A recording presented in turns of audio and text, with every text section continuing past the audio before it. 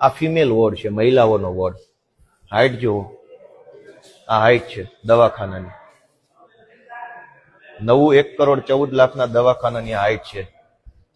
કમસે કમ 6 ફૂટની પણ હાઈટ નથી અહીંયા. અમારું માથું અડી ગયું છે, હવે મારે આમ નમીન જવું પડશે. સૌથી મોટો દુનિયાની 8મી અજાયબી અહીંયા બતાવી છે તમને. આ દુનિયાની 8મી અજાયબી છે અહીંયા.